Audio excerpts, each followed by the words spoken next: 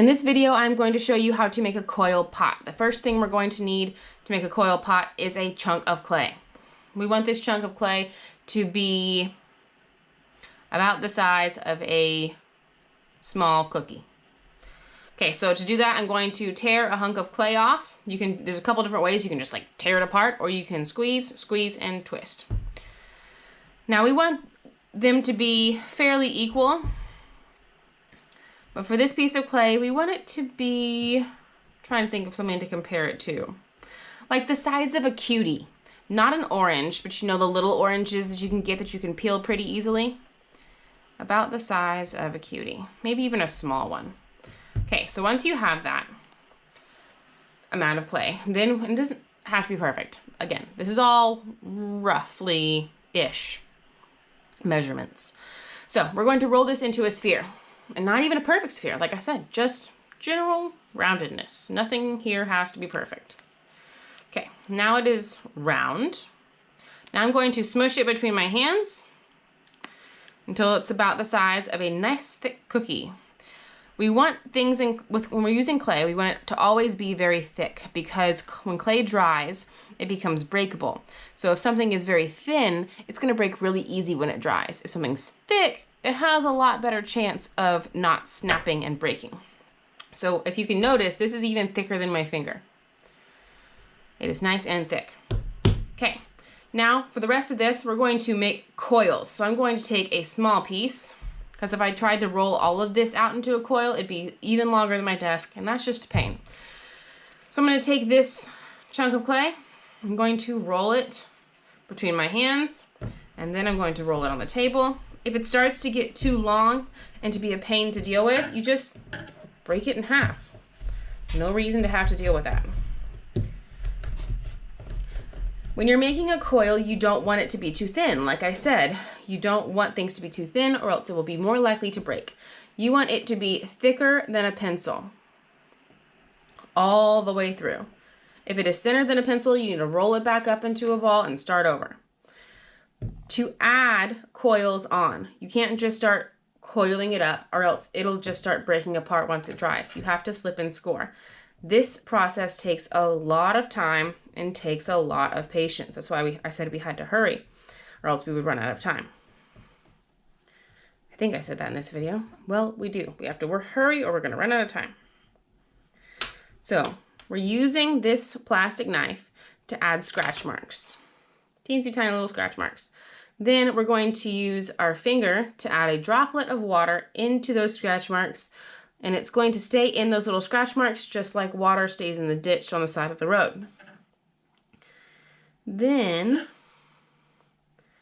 we are going to smush scratch marks on top of scratch marks and smush them in there together. Now for my next one. Now I'm not going to start on top of here, or else then this part here would just be empty. I'm going to start where the last one ended, but I still have to do my scratch marks on top of here too.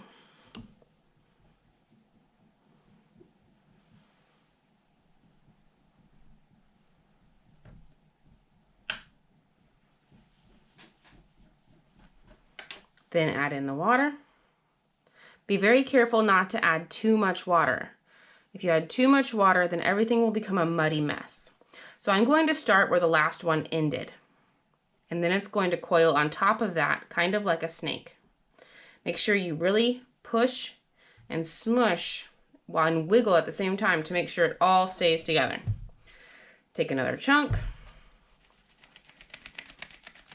Roll it out, and then I'm probably going to fast forward through this for the rest of it, because the main things you have to remember is to add those scratch marks, add the water, so that way it can fuse together without making it a muddy mess.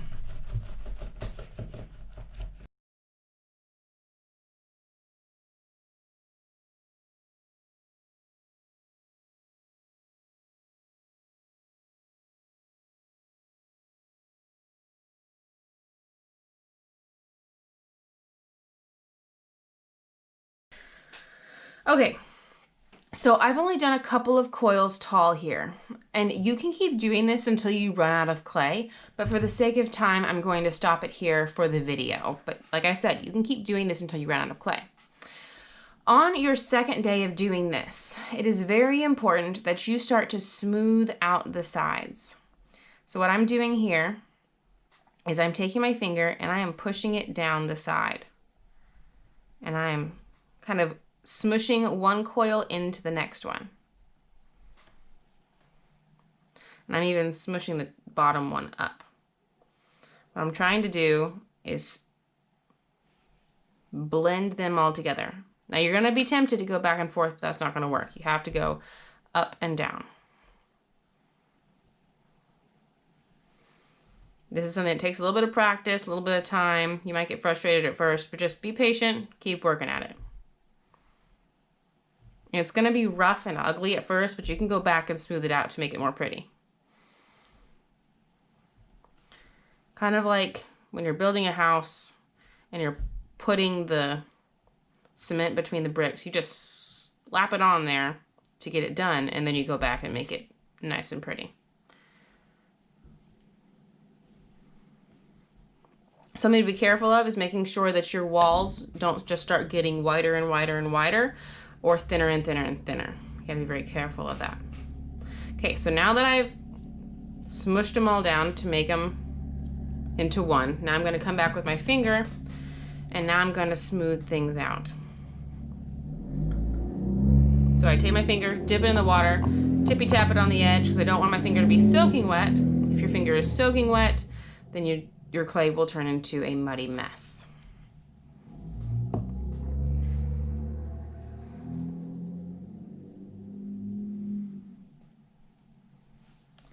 And you can keep doing this by smushing up and down and then smoothing left and right with the water until you get it to the texture that you want it. I like to keep the inside with the coils so you can see how it was made. I think it makes it look cooler. And then that's it. There you go. And you can make this as tall as you want when you are using the extra clay. Now, most important, make sure you have a sticky note. Your sticky note needs to have your name on it.